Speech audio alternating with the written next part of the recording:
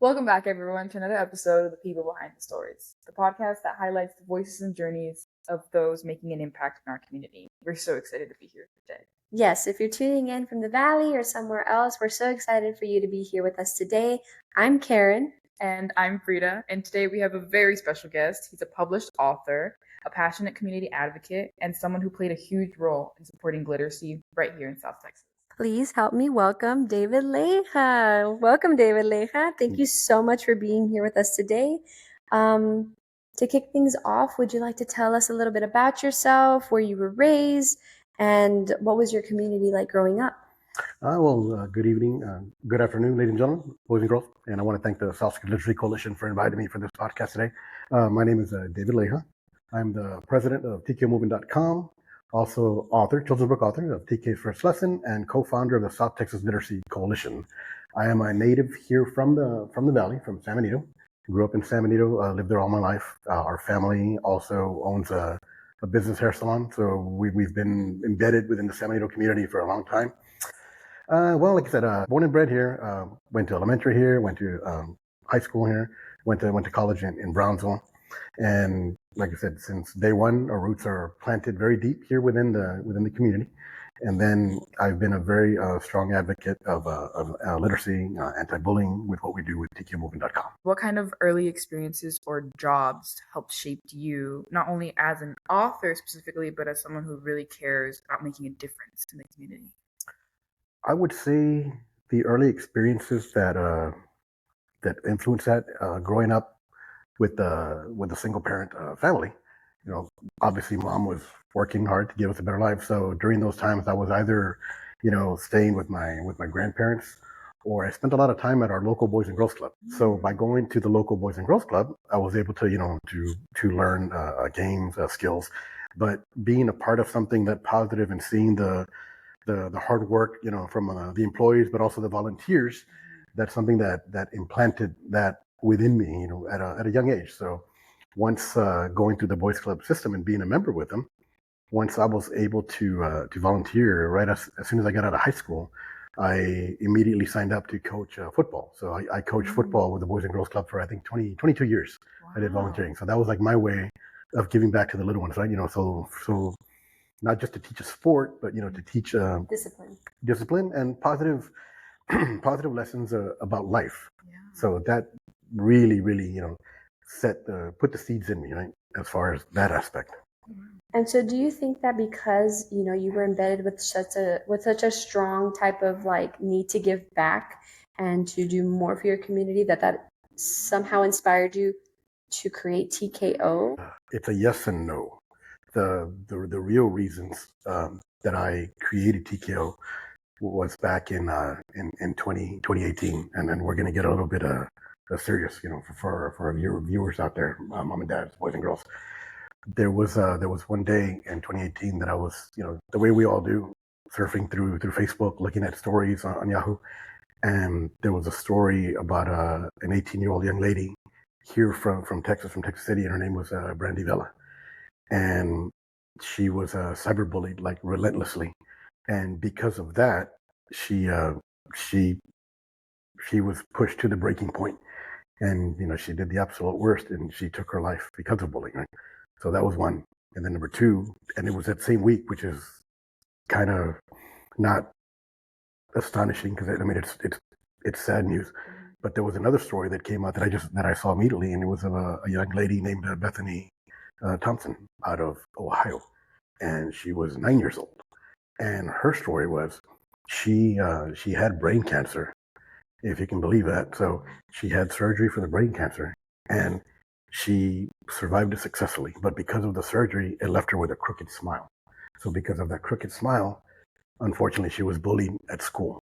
So, like for Brandy, one day she had enough, and she came home, and she hurt herself to the point where she's no longer with us. So that same day that I read that, something in me clicked, and I'm like, what can I do to help spread a message and combat this? And that's where the idea of TKO said. I told myself, I'm going to create a brand the way we think of, like, Nike, Under Armour, what have you, that has a message that will spread awareness against hate, violence, bullying.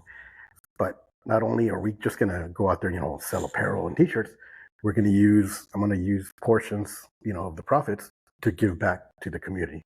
And that was the genesis of the idea for TKO. Do you believe that, these stories obviously were very impactful to you, but do you feel some type of personal connection to that? Did you ever, suffer bullying, or did you feel Yeah, something? no, believe it or not, thank God, no. And I've been asked that, they're like, man, Leija, if you're you're an anti-bullying advocate, he's like, were you bullied in school? I'm like, no. Then I've been asked too, he's like, do you have any children? And I'm like, no, I don't have any children. Yeah, I have nieces and nephews, but then like, how are you so embedded, and in this fight? I'm like, well, because I care, somebody has to do it. And I go, like I said, I have cousins, I have nieces, I have nephews, and plus no child, whether they're related or not, should have to go through, what these children went through, what Bethany went through, what Brandy went through.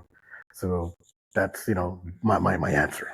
Yeah, especially at such a young age. She was 9 years old. Yeah, there's a lot of times that, it's, sometimes we'll see that subject is kind of taboo, Right. it doesn't want to be touched, but I'm like, if it's happening at that age, it needs to be talked about, because obviously it's happening. And the youngest case that I've dealt with, believe it or not, is 7 years old. And it's incredible to think that somebody that young would be going through that and say, you know what, this is the answer. When, they should be out there and, enjoying life, playing with games and, learning and growing, right? But unfortunately it's not. So as long as that's still out there, that's our mission, to go out there and help and try to prevent that. Connecting to all of this, because you're obviously about anti-bullying, and it surprises me how this took upon yourself without any type of inspiration at home or some type of connection. I always assumed that it came from a personal experience or something near to your heart, Yes. but just simply listening to the news online or on the TV. But it didn't stop just there. You went as far as to make a book that we have right here, TK's First Lesson. Yes. And obviously, I know kind of where you're coming from, inspirational wise, but what decided or what impacted you to become an author and get yourself out on paper? Yes. Well, good question. And going back to, like I said, the beginning, the genesis of TKO, when we first started, we started with, with T-shirts, caps, apparel, right? So, and it started off well, but many times, let's say, for example, especially with the schools and kids, if I approached a principal or an educator and I said, hey, I'm David Leija, I'm with TKO, this is what we're all about. And they're like, oh, you've got a good message, and I'm in any way, am I not like a professional, inspirational speaker, because those guys are good and they do get in there. So when I would approach, they'd say, okay, well, you've got a T-shirt, you've got the cap, I love your message. And they're like, well, but, maybe we'll get to you. So that's where I started, hit the drawing board. And I was like, what can I do to really, get to the kids, to get the message across? So that's where the light bulb turned on. You know what?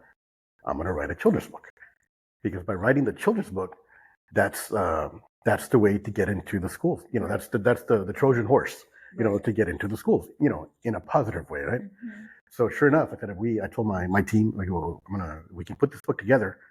That's going to give us the tool that we need, to really be legit, right? That's when they'll say, this guy, you're for real. You have something tangible, with a solid lesson that we can connect with the children. So that's where the idea came out. Mm-hmm. And let me just show our authors. I really like this book. I did read it myself. What I love about it is that you have your TKO contract at the back of the book. And it says here, and we can see here on the poster, it's the anti-bullying pledge. And it says, I will not bully anyone. I will be kind to everyone. And I will speak out and report any bullying, the name and the date. And obviously, this is targeted for kids at a younger age to make that promise to themselves. Yes. Then and there, and for their future selves, Yes. Because it's harder, I guess, for older people like high schoolers Yes. with this type of message. And this is where you see more bullying happening. So that's why I think it's important, like how you said, to reach out to them at a younger age. Yeah, no, I truly believe that. And that is one of the reasons we did that. I was very adamant when we put the book together that I told my team, we're going to put this pledge at the end of the book, like that mom and dad can sit down, with the little ones and make them sign the pledge, so they can talk about it and say, hey, if you're signing this, you're making a pledge to live life like this, to be positive. It really ties it all together as far as with the message, right? Because the book itself, it's told through the eyes of our little characters, TK and Toby, our little tigers, and it talks about diversity and inclusion. Right, and we have that yes, here. yes, absolutely. So that's why I said it's a wonderful little story that touches a complex subject, but in a very simple way, right? Without going, too far left, too far right, yeah, getting any way political. It's just about telling us about our differences. For sure. And I really like that lesson because you do find that a lot here, and I think the pledge in the back not only helps set up the kid for success, but a lot of people think that bullying only happens in schools, but it happens even out in the working field, and it's very sad to see because a lot of adults, I guess, don't know better. I mean, even in college, high school, middle school, elementary, and then sometimes even more often, like I said, in the working field. So it's online. It's a very good way for the parents to, I guess, reflect and see if they're also and it's like I've said many times, it's a valuable tool that we created for parents, to start talking to the little ones about what could be a complex subject. And going back to your point, Karen, which is very, very interesting that I found out, the book, it is meant for, maybe pre-K to about third grade, fourth grade, but incredibly enough, some of the elementaries that I visited, I've had fourth and fifth graders come up and buy the book, and it blew me away. I'm like, really? Like, you don't think you're too cool or, you're too old? But what I learned is, all of us being here, literacy advocates, not every child reads at the same grade level. Yeah. So that's where like the light bulb turned on. And I'm like, what, that's true. Some kids just, aren't at a, super high level. And also I found out too, through other literacy advocates that I found out, that many times when they're teaching adults ESL English classes, they use children's books for the adults to learn, because of course they're barely starting at the basic level. So that totally, that I saw it through a whole different light there, knowing that it can be used for that, that was pretty incredible. A lot of the hard books that come out, most of the times do have the bilingual translation on the top, or on the bottom, I'm sorry, and then the English on the top. Yes. Very simple. Sometimes they include rhythmic, tactics like to rhyme, to like sound out like the enunciation and stuff like that, like Sam, I am, It's funny that you say that. I grew up a lover of Dr. Seuss. So obviously you read my book. My book is written in the Dr. Seuss style with the rhyming cadences. And I did that research, one, because I love Dr. Seuss, but number two, because it does make it easier when you're trying to teach a child how to read because of the rhymes and the cadence. Right. So it also helps with memorization. Yes, so they can recall the words and just like keep that to themselves. Yeah, and it's funny that you guys say that. I've had parents ask me, I love the book and it's short. I'm like, well, if you think about it, the reason I wrote a short book, because I wanted something that the kids, you can read them, that little bedtime story at night when they're telling you, read me a book if I go to sleep. So it's a short story. It's something that the kids will read, and it's something that can be done fast and they can memorize it. So mom and dad aren't stuck there, with War and Peace, reading all night. But it's something that they can get through quick, but they're gonna remember it, and the rhymes will stay with them. Does the South Texas community as a whole play a significant role in the story that you wrote? Do you ever find yourself influenced by like people, the culture down here, or even just like a daily life?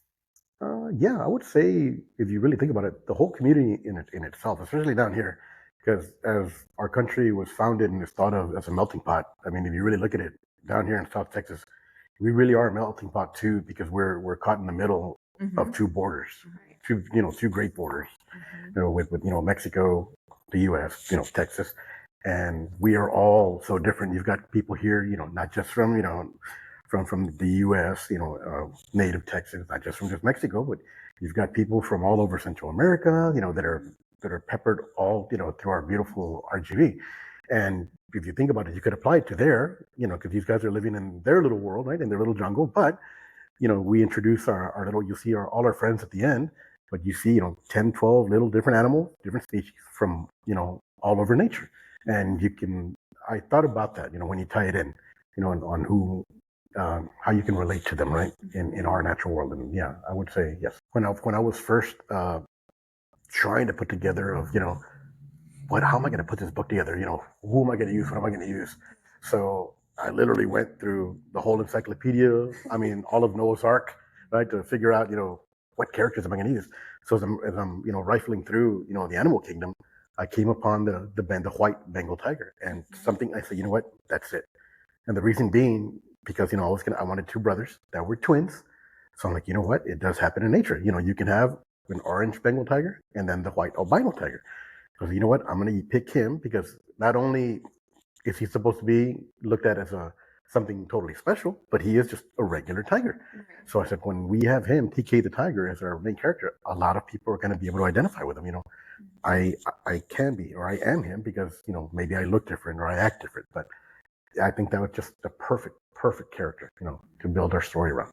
I really like the way you interpreted it, and as far as the whole, like, not making fun of someone just because they're different, but the example you use because it's something that they can resonate with, not so in color, but it can be in anything, different hairstyles.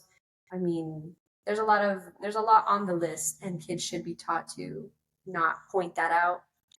I wanted to ask, this is the book that you have, TK's First Lesson, but have you had, some type of inspiration to write a second book? No, as a matter of fact, I already did. Book 2, yeah. So you guys, can get a little sneak peek for the people out there. Book 2 is in the works, and we're in the middle of having and I haven't mentioned her yet, which I will. The artwork that's in our book was done by the super talented Stevie Cortez, another a native here from the Valley. Wonderful, wonderful artist. So yeah, Stevie. Yeah, so she's doing the artwork for book 2.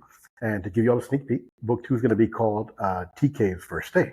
And it's going to be about the anxieties of the first day of school. Oh, man, yeah. This is awesome. Yeah, so it's going to be written, you'll see our characters here. And then we're also going to introduce, because if you guys paid attention, to the story, during the first part of the story, it's only TK, Toby, Mama, and Stevie. Yes. And it's funny, her name, the frog's name is Stevie the Frog. I named it for Stevie, just to throw that in there for her.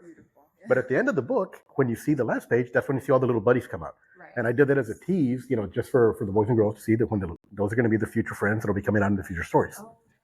Yeah. And did you know that when you wrote this book, you were already going to have a second book ready to go? Yeah, I had an idea of what I wanted to do, but then, I had to sit down for a while and then think, well, how am I going to tell this little story? Mm-hmm. But yeah, I was able to pull it off. So like I said, it's been written. So we're just in the process of Stevie completing the artwork. So hopefully maybe by the new year. The first thing, anxiety is real. I don't know about you, but I cried the first day. It's funny. It's funny.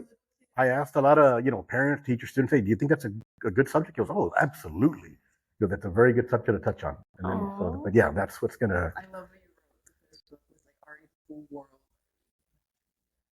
Oh, yeah. Yeah. I already had everything, in the back. It's pretty neat. Like I even have I have all the notes still that I kept of all of Stevie's sketches.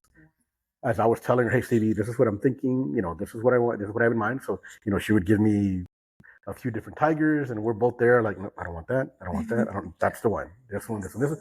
And that process was really, really cool, to go through that. Okay, if you could do a feature or a collaboration, who would be your dream person to work with, like in, I think it's like author word, in a book or something? I would like to work with, there's two. I would like to work with the WWE. I'm the other, familiar with that. That's the World Wrestling Entertainment. I'm a big wrestling fan. But they also have a real nice anti-bullying program. Yes. So like one day, maybe WWE will get a hold of this. Right? But yeah, I mean, I've seen that they have stuff when they visit some of the Boys and Girls Club. They do a lot of Make-A-Wish. And that's one. Number 2, I don't know how, maybe we'll get to her. I would love to do something with Lady Gaga. Oh my God. Honestly, yeah, right? And I just seen y'all's expressions. Yeah, because obviously you've heard, she's very big with the, the anti-bullying, mental health. So if somehow maybe this gets to you, I think it would be so cool that we could do something with her. And yeah, because she's a big advocate, when it comes to, being free, being yourself. But yeah, no, that would be awesome. That would be, on a grand scale. I think that'd be pretty cool because she is very vocal, when it comes to her advocacy. Yes. Yeah. So then, Mr. David Leija, what goals are you focused on right now besides, getting this book out? What are you focused on personally, professionally? Right now, we are currently focusing on our upcoming South Texas AutoCon 3. We're very close to finalizing a deal. I can't say yet where it's going to be. But obviously it's going to be here in the RGV, but it's going to be bigger and better than what we just finished doing. We just finished having our second one in San Benito, and it was a smashing success. Thank you to the San Benito city, school district and the cultural arts for putting it all together with us. But it was a smashing success. But we're gonna take it to like another level, and that's one that's coming. And eventually, I want to turn South Texas AuthorCon, and we're getting there, into like the premier literacy event in South Texas, and we're pretty close. Like my goal, I would love to be, let's say, for example, like at the Harlingen Convention Center, the McAllen Convention Center, the way they have South Texas Comic Con, Yes. on that level. But we're close. We're close. We had almost 2,000 people at our last one. So yeah, that's in the works. And then I'm also working on going back to the inspirations of why we do what we do with TKO. I'm getting close that we're going to do what's going to be like a 5-minute movie, maybe PSA on anti-suicide.